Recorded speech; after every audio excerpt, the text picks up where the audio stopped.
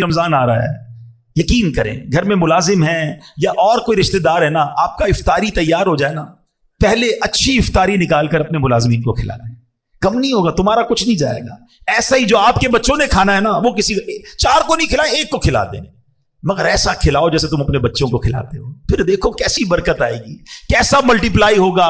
خوشی سے دو نا، یہی مسئلہ ہمارا فطرے میں چل رہا ہے، سالوں سال سے چل رہا ہے، مجھے تو فارمولہ ہی آج تک سمجھ نہیں آیا ہے۔ اللہ پاک ہمارے مفتی منیب الرحمان صاحب کو سلامت رکھے، بچپن سے سنتے آ رہے ہیں، حضرت جو فطرہ اعلان کرتے تھے ہم وہ فطرہ دے دیتے تھے، پہلے 25 روپے تھا، 30 روپے تھا، 50 ہوا، 100 ہوا، 150 ہوا ہے، اب 250 300 ہو جائے گا۔ وہ اللہ کے کمال کا سبق آموز واقعہ ہے۔ چلے ایک چھوٹی سی بات اور کر لو، اشارہ کہہ کے نکل جاؤں گا۔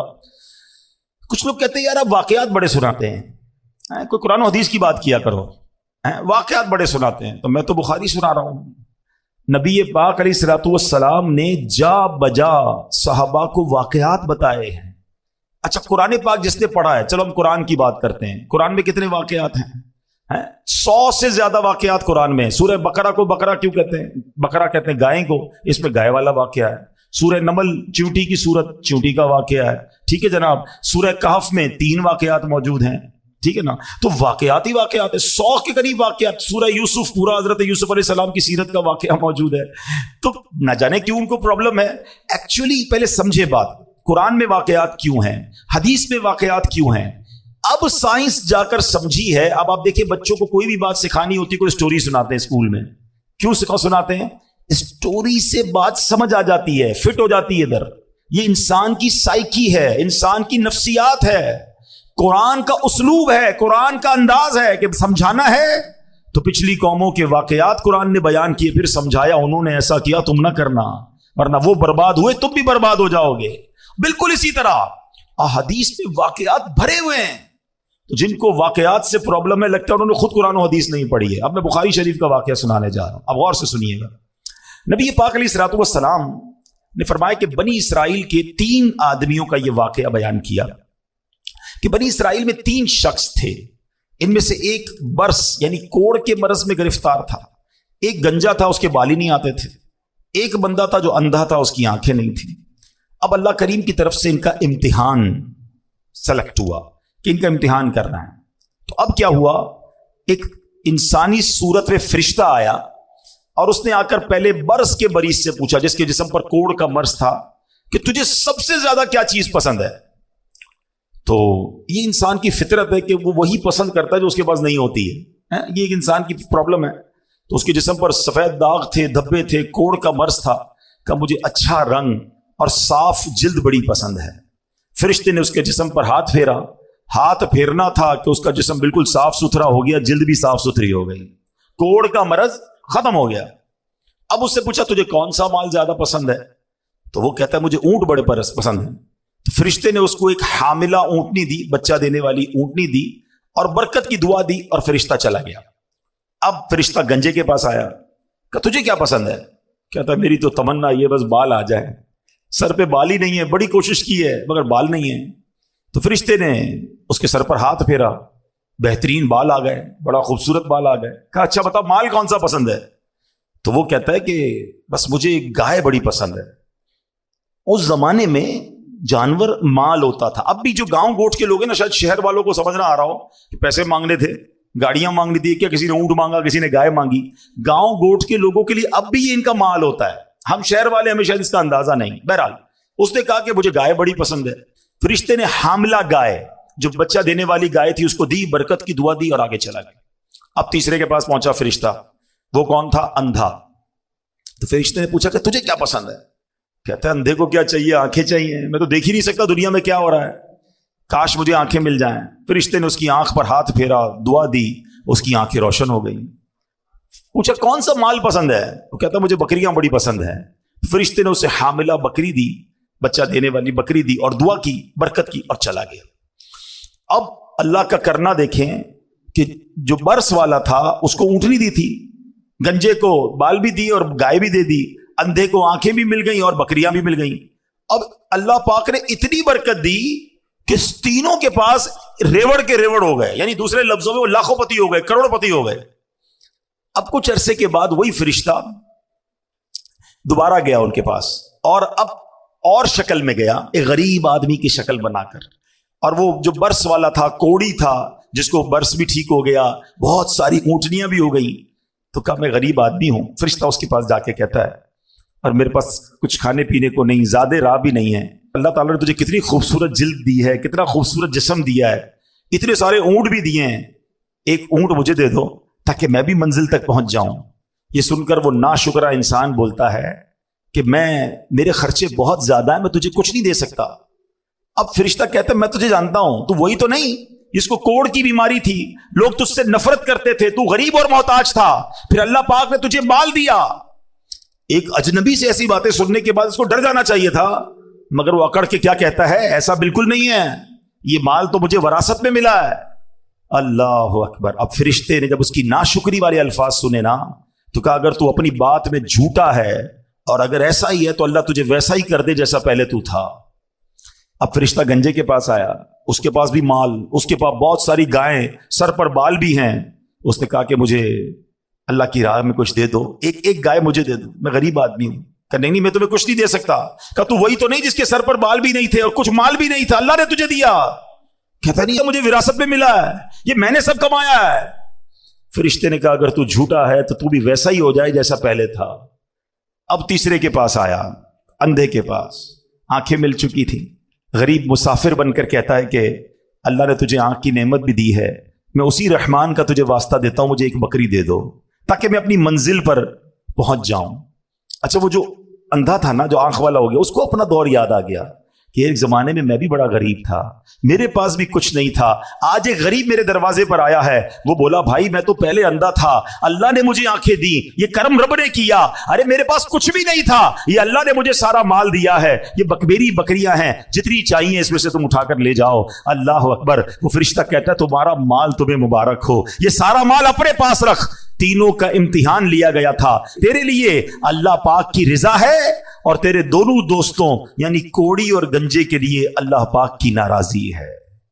یہ بخاری شریف کا واقعہ ہے، یہ حدیث پاک ہے، مگر کتنا درس ہے اس میں ہمارے لیے۔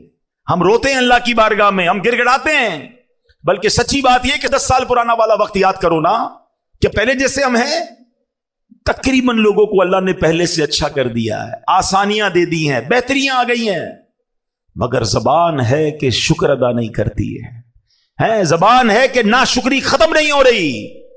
اور پھر لوگ کہتے ہیں میں نے کمایا ہے، یہ میری محنت ہے، یہ میرا سارا کمایا ہوا ہے۔ ارے میں اور آپ کیا چیز ہے؟ جو دیا ہے وہ رب نے دیا ہے، خدا کی قسم۔ اللہ نہ چاہتا نا ہم الٹے بھی لٹک جائیں، کچھ نہیں مل سکتا۔ ہم نے دیکھا ہے بڑی محنت کرنے والے لوگ، نہیں ملنا ہوتا نہیں ملتا، اور جب اللہ نصیب میں لکھ دے تو بندے کو پتہ ہی نہیں ہوتا کدھر سے آ رہا ہے۔ یہ سب دینے والی ذات رب کی ہے۔ کبھی زندگی میں ناشکری مت کرنا۔ اے میرے پیارے اسلامی بھائیو، یہ مال بڑی خطرناک چیز ہے، یہ انسان کو مغرور بنا دیتا ہے، مال کے سبب انسان غفلت کا شکار ہو جاتا ہے، مال کی وجہ سے بہت سارے گناہوں کا دروازہ کھل جاتا ہے، یہاں تک کہ مال بعض اوقات برے خاتمے کا سبب بھی بن جاتا ہے۔ البتہ یہ تمام مال کی برائیوں کی جو جڑ ہے نا، وہ جڑ پتہ ہی کیا ہے؟ جب انسان اس سارے مال کو اپنی ملکیت سمجھ لے، جب آدمی مال کو اپنی ذاتی ملکیت سمجھتا ہے، خون پسینے کی کمائی سمجھتا ہے، تو اب غرور آنا شروع ہو جاتا ہے۔ اللہ اکبر۔ خود پسندی آنا شروع ہو جاتی ہے، میں نے کیا ہے۔ نہیں جناب، اللہ کرے کہ اچھا ایسے لوگوں کو پتہ ہے پھر معاذ اللہ زکوٰۃ بھی ٹیکس لگتی ہے، زکوٰۃ اور صدقہ میں نے کمایا اور اللہ کی راہ میں دے دوں، جب میرا ہے میں نے کیا میں کیسے دے دوں؟ اور ایک وقت آتا ہے زکوٰۃ دینے کا بھی جی نہیں چاہتا ہے۔ اے میرے پیارے اسلامی بھائیوں، ہم میں سے کوئی بھی سونے کا چمچ لے کر منہ میں پیدا نہیں ہوا۔ ہم جب دنیا میں آئے تھے تو خالی ہاتھ تھے، ارے جسم پر لباس بھی نہیں تھا۔ رب نے ہمارے ماں باپ کے دلوں میں رحم ڈالا، انہوں نے لباس پہنایا، انہوں نے کھانا کھلایا، مگر عطا کس نے کیا؟ وہ رب نے کیا۔ کاش ہمارا یہ ذہن بن جائے کہ جو کچھ میرے پاس ہے وہ میرا نہیں ہے، میرے رب نے دیا ہے، یہ اللہ کی عطا ہے، وہ جب چاہے واپس لے سکتا ہے۔ میں آپ کو ریسنٹ مثال دے دیتا ہوں نا، پرانی باتیں تو چھوڑو۔ ترکیہ اور شام میں جو زلزلہ آیا، لوگ کہتے ہیں میرے پاس ایسی ایسی باتیں کرنے والے باتیں کرتے ہیں، اتنے پیسے ہیں ہمارے پاس 7 پشتے کھائیں تو ختم نہیں ہوگا۔ ارے بھولے تمہاری، سیکنڈوں میں چلا جا سکتا ہے، 40 سیکنڈ لگے मैं तो मौजूद था ना, मैं 6 तारीख को ज़लज़ला आया, मैं 7 को तुर्किया पहुंचा, हमारी मौजूदगी में भी ज़लज़ले आ रहे थे।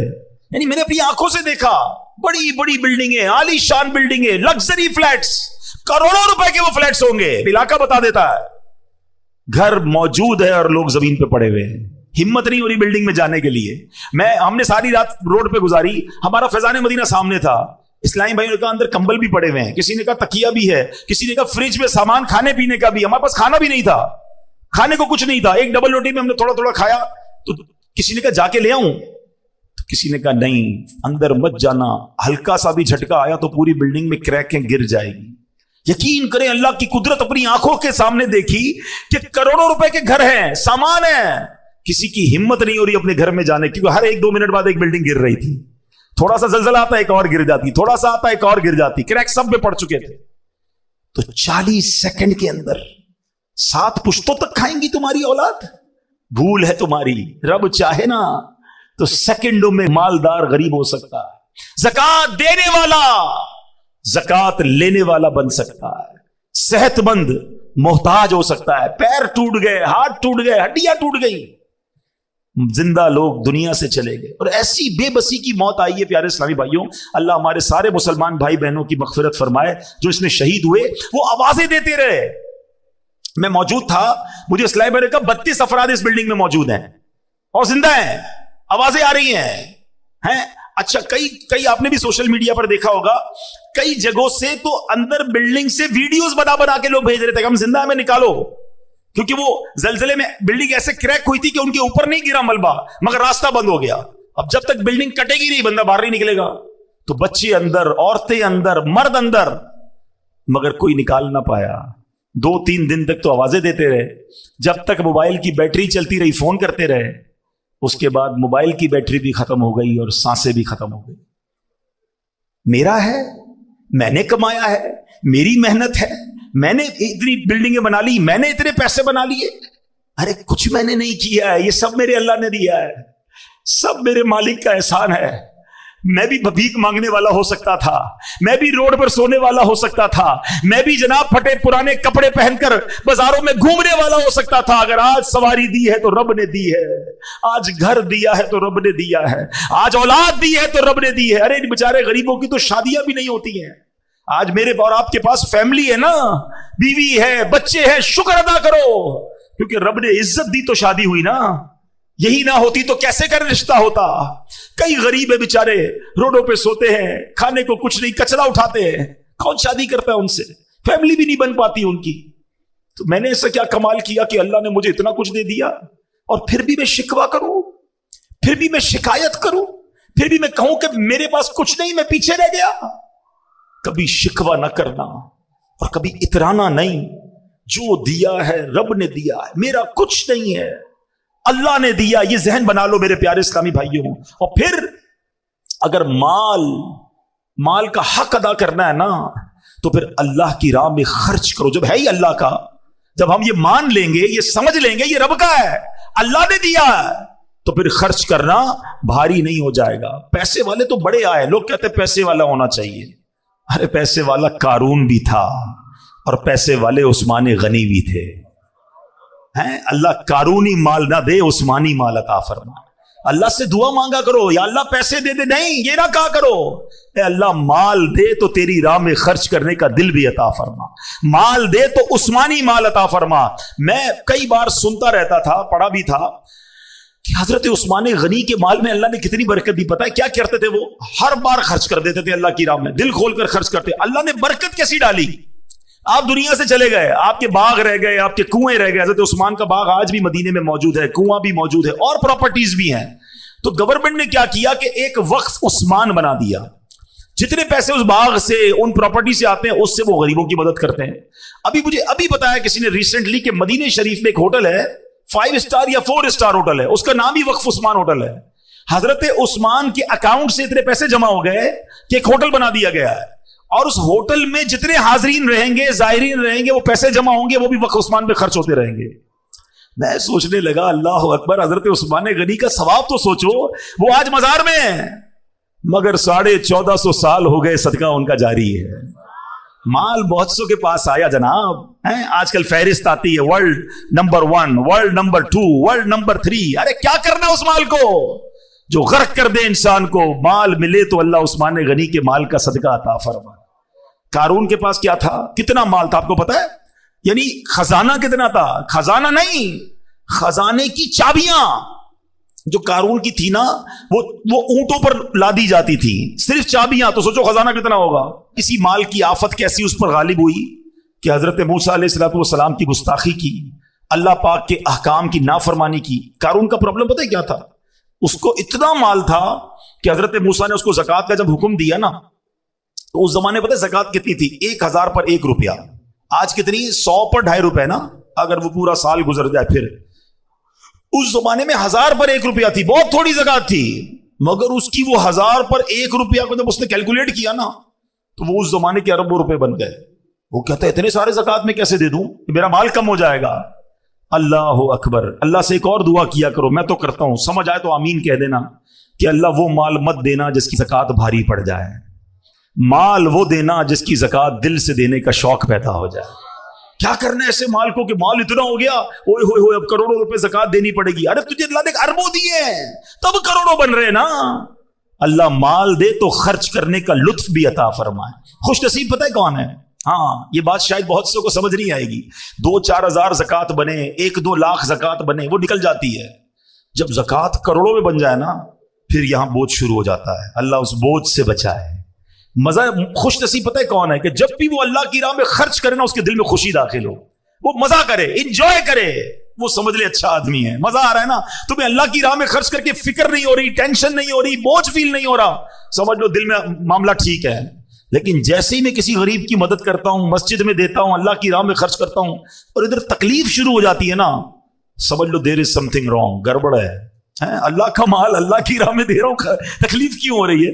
مجھے ایک بات بتاؤ، آپ کے پاس کوئی بندہ کہ یار یہ میرے 1 لاکھ روپے رکھنا، میں بعد میں لے لوں گا، اور تھوڑے دنوں بعد آپ کو فون کرے میں بندہ بھیج رہا ہوں اس کو 5000 دے دینا، تکلیف ہوگی آپ کو؟ کیوں نہیں ہوگی؟ بھائی اسی کے ہیں، لاکھ روپے رکھوائے ہوئے ہیں، 5000 مانگ رہا ہے، تو تکلیف کس بات کی ہے؟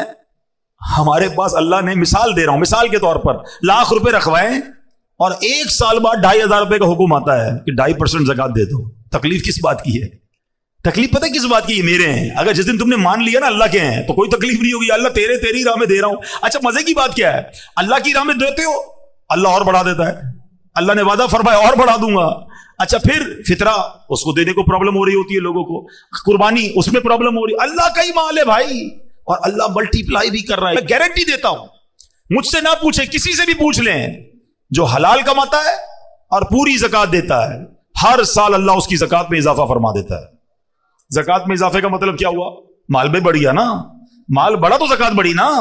اس کا مطلب یہ طے ہے کہ اللہ کی راہ میں خرچ کرنے سے مال کم نہیں ہوتا. یہ بس دل کا فطور ہے کہ دیتے وقت پتہ نہیں کیوں پرابلم ہوتی ہے. جس کو تکلیف ہوتی ہے نا، وہ اپنے دل کا علاج کر لے کہ یار یہ میرے دل میں اتنی خباثت ہے کہ میرے رب نے مجھے مال دیا اور اسی کی راہ میں خرچ کرنے پہ مجھے پرابلم کیوں ہوتی ہے. خوش ہوا کرو. سچی بات یہ ہے، میں نے کئی سال پہلے ایک جملہ کہا تھا، دوبارہ کہہ دیتا ہوں، اللہ کرے میرے بھی دل میں بیٹھ جائے، آپ کے بھی دل میں بیٹھ جائے، کہ جب بھی اللہ کی راہ میں خرچ کیا کرو نا، سجدہ کیا کرو، شکر ادا کیا کرو، یا اللہ تیری مہربانی، تو نے دینے والا بنایا، مانگنے والا نہیں بنایا. ہاں یہ رب کی مہربانی. اور جس دن تم دینے والے، خوشی والے بن گئے نا، اللہ یہ ہاتھ دینے والا ہی رکھے گا، کبھی مانگنے والا نہیں بنائے گا، کیونکہ تمہیں دینے میں خوشی ہو رہی ہے. پرابلم جن کو ہوتی ہے نا، جن کو زکوٰۃ بوجھ فیل ہوتی ہے، وہ اپنا علاج کرے. تو قارون کا یہی پرابلم تھا. اس کا نتیجہ کیا نکلا؟ قرآن کہتا ہے فَخَسَفْنَا بِهِ وَبِدَارِهِ الْأَرْضِ فَمَا كَانَ لَهُ مِنْ فِئَةٍ يَنْصُرُونَهُ مِنْ دُونِ اللَّهِ وَمَا كَانَ مِنَ الْمُنْتَصِرِينَ. قرآن کہتا ہے تو ہم نے اسے اور اس کے گھر کو زمین میں دھسا دیا، تو اس کے پاس کوئی جماعت نہ تھی جو اللہ کے مقابلے میں اس کی مدد کرتی، اور نہ وہ خود اپنی مدد کر سکا. اب ذرا غور کیجئے. اچھا اس کے اندر ایک اور پرابلم پتہ ہے کیا تھی؟ قرآن ہی بتاتا ہے، قال انما اوتیتہ علی علم عندی. قارون کہتا تھا کہ یہ تو مجھے ایک علم کی بنا پر ملا ہے جو میرے پاس ہے. وہی والی بات, میں نے کمایا ہے, میں نے محنت کی ہے, میں نے جناب بڑا کمپیوٹر کا کورس کیا جب جا کے پیسے بنے, میں نے فلاں یونیورسٹی کی ڈگری لی ہے نا تب جا کے 2 لاکھ روپے کی نوکری ملی ہے. ارے میں نے کتنے سال کاریگر کے ساتھ بیٹھ کر کام سیکھا ہے تب جا کے میرا یہ کارخانہ بنا ہے. یہی ہم کہتے ہیں نا, یہ والا علم تھا, یہ والی سورس تھی. قارون نے بھی یہی کہا, میرے پاس ایک علم ہے, اس علم کی وجہ سے مجھے یہ خزانہ ملا. اللہ اکبر. یہی بری سوچ تھی, یہی اس کی باطل سوچ تھی کہ قارون غضب الہی کا شکار ہوا اور برے خاتمے میں مبتلا ہو گئے. کچھ نہیں ہے میرے پاس, جو دیا ہے رب نے دیا ہے, فقط اللہ کی مہربانی سے تمہیں ترقی مل رہی ہے. ہمیشہ میرے پیارے اسلامی بھائیوں یہ ذہن رکھیے گا. ارے سبحان اللہ, علامہ ابو الحسن شاذلی فرماتے ہیں کسی شے کے متعلق ملکیت کا دعویٰ کرنے اور دل میں اس کی ملکیت کا خیال لانے سے بچو, کیونکہ جو بندہ ملکیت کا دعویٰ کرتا ہے وہ کامل مومن نہیں ہوتا.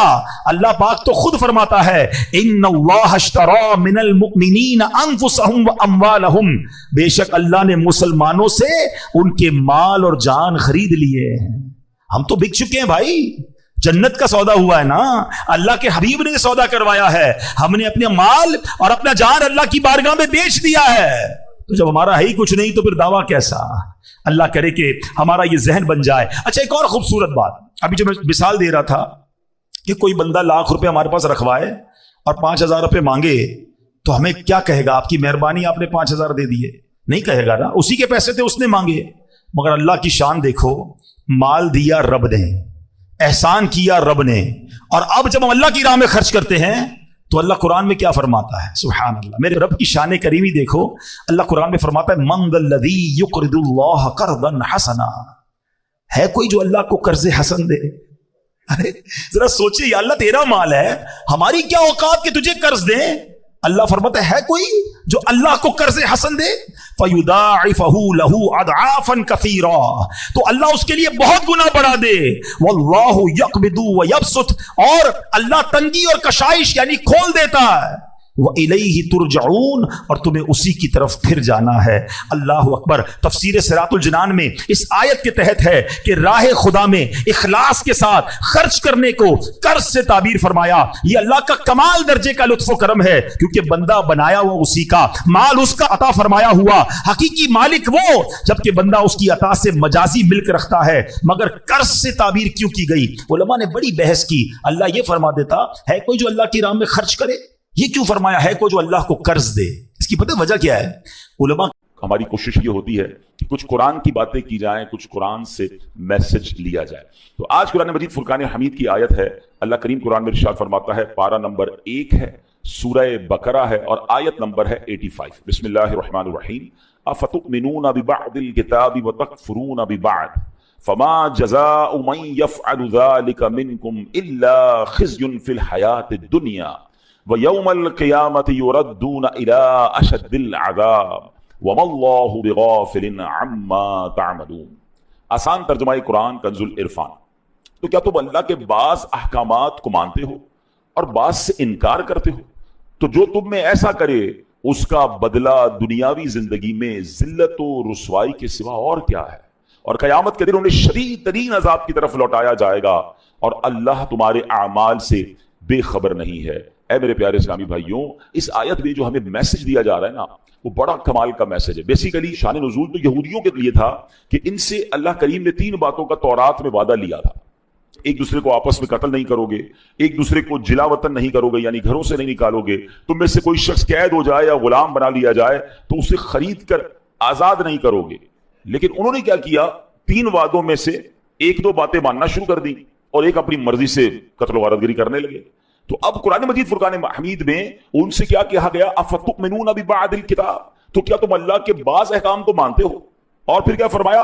وتکفرون ببعض, اور بعض سے انکار کرتے ہو, یعنی اپنی مرضی سے ایک حکم کو پک کر لیتے ہو, ایک کو چوز کر لیتے ہو, باقی چھوڑ دیتے ہو. اب جو یہ کرتا ہے تو پھر اس کے بارے میں اس کی سزا کیا بیان فرمائی قرآن نے؟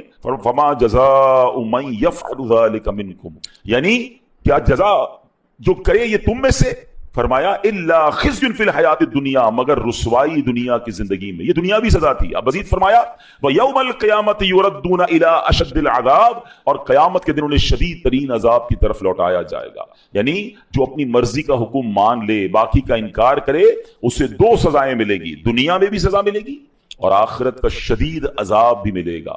وَمَا اللَّهُ بِغَافِلٍ عَمَّا تَعْمَلُونَ، اور اللہ تمہارے اعمال سے بے خبر